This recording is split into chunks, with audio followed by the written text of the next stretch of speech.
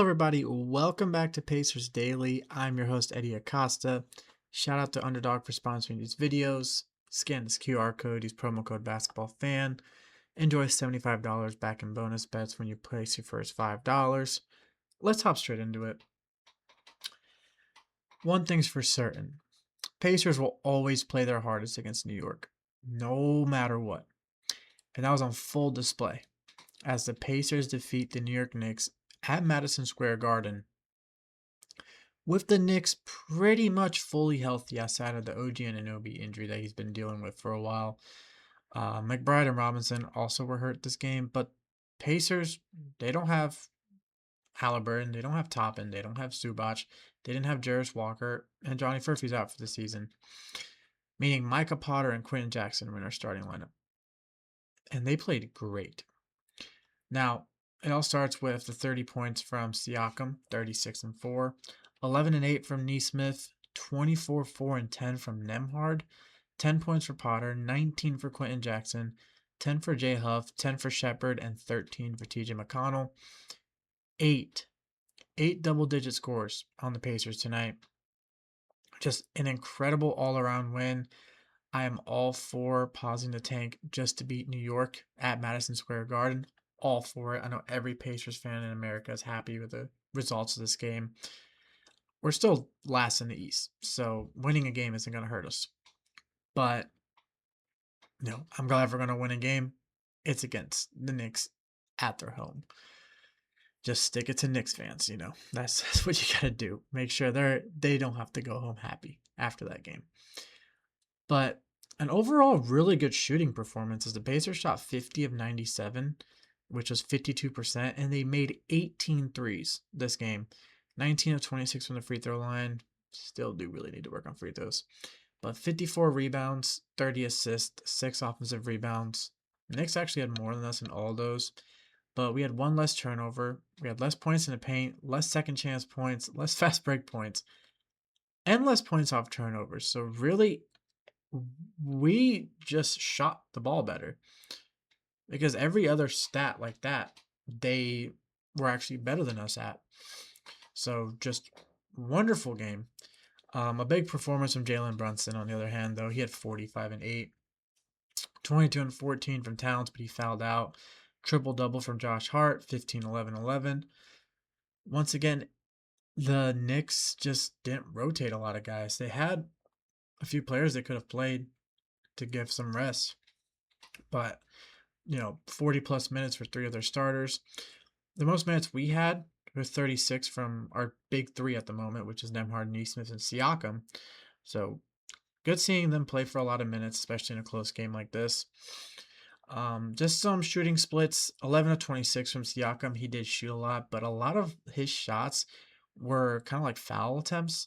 Him trying to, get a foul, but he does not have a whistle. It kind of sucks because you're just seeing Siakam every game get hacked on the way to the rim, and you just don't call it.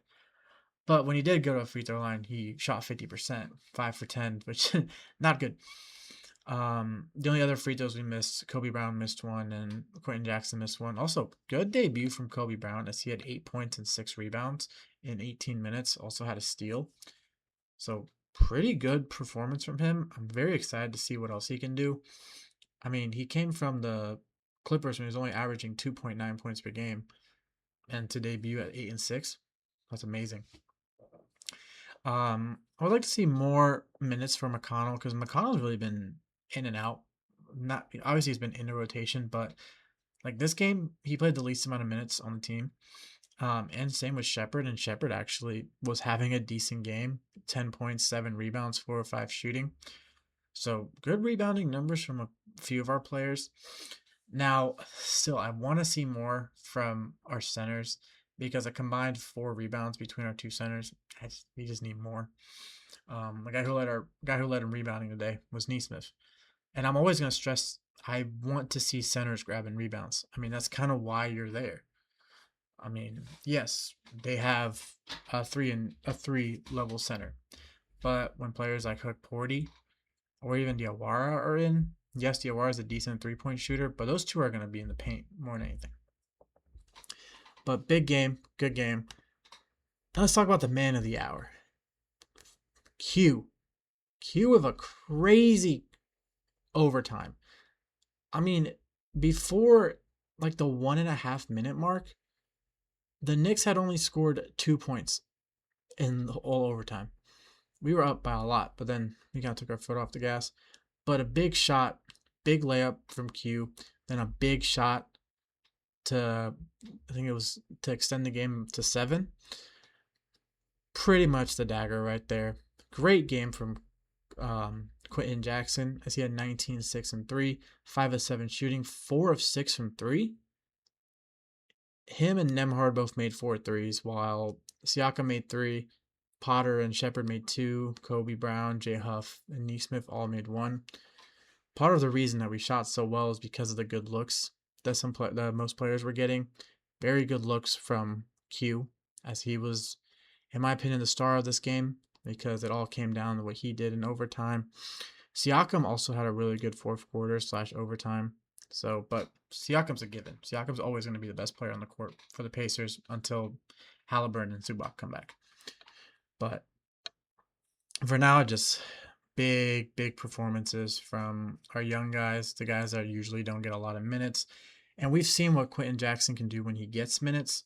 In the starting lineup, he actually played the least amount of minutes, but he still played 28 minutes today, which is a lot more than what he averages. He usually only averages 15.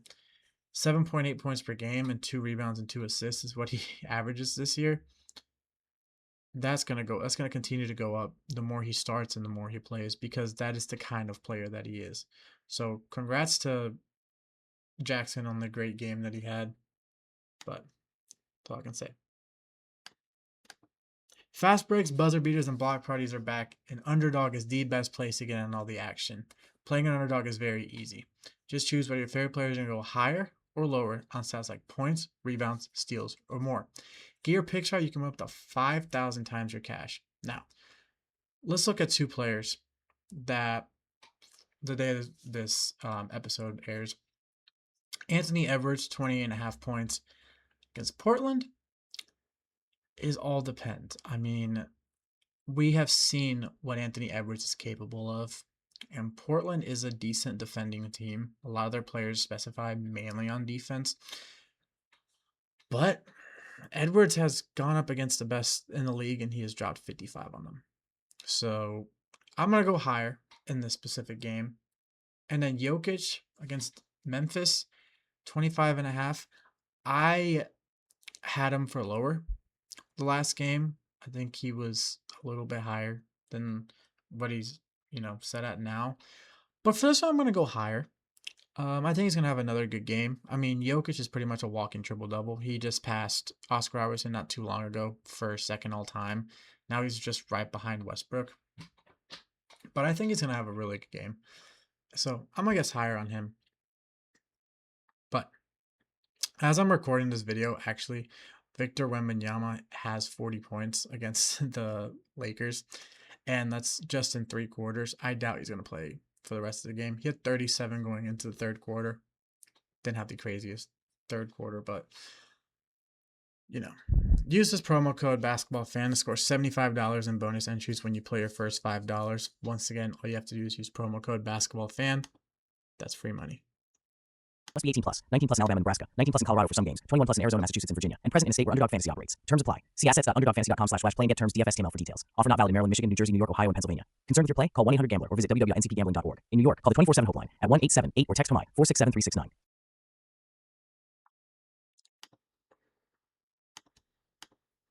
I have to be for real. This man Wemby is actually a cheat code. Okay, but back to the Pacers. A few injuries that I want to talk about that could be something you look forward to in the Brooklyn game. Zubac is going to be out for an amount of time. I don't want him to rush back at all. Toppin's still out. Halliburton's still out. Furphy's still out. Now, the Jarris Walker, he's just out with an illness. Does he miss a back-to-back? Not 100% sure that he actually will miss this back-to-back. I think he's going to play against Brooklyn. It's okay to sit out a game. I mean, Walker has been one of our more consistent players, as in playing. He's played 53 games this year. Last year he played 75, and the games that he missed weren't because of injury, was genuinely because Carlisle just didn't play him. This is a kid that can play 82 games any given night. He wants to go out there and he wants to get better. So that is mainly what I'm looking forward to. I want to see if he plays. I think he will. I think that we're going to be somewhat healthy throughout the rest of the season. I mean, knock on wood. I mean, the Furphy injury was very, unlikely. That was very unfortunate. Very sad, actually. Just seeing Carlisle and Halliburton's reaction just told the whole story. It was pretty much how every player was reacting to when Halliburton got hurt. Just those non-contact injuries are the absolute worst, and they can genuinely mess you up for the whole season, for a few months. But for Furphy, hopefully we get him back by, I'd say, November, maybe even December. Um, he's still young, so he's gonna recover a lot faster than some players that have been out for a year. But a torn ACL is one of the worst injuries you can have. And last but not least, we play Brooklyn. They're 13th in the East. We're last. But it's going to be a fun game. I mean, at the moment, they just have Michael Porter Jr. out, which is their best player. But they also have some other players to look forward to. I mean, the main one you want to look at is Noah Clowney right now. He is averaging 13 and 4. Claxton's averaging 12 and a half and 7. Those numbers don't jump out, but the Nets really don't have a lot of scorers. They have a few players in between the 6 and 10 kind of, range. But Igor Demon is a 10-point per game scorer. He's a rookie. And they just have a lot of more middle to low consistency from some of their guys. I mean, they brought Josh Minott and Oshai Agbayi in trades, and they haven't really, done too much. So we'll see what they decide to do with these players. Agbaji just kind of has been, just wasn't even in the rotation recently. They haven't utilized either of those players. So we'll see what they do. So that's my little preview for Brooklyn. I just want to see what we can do. If we win, we win. If we lose, we lose. We're just out there to have fun at this point. But as always, I'm your host, Hery Acosta. This is Pacers Daily. Boom, baby, and go, Sirs.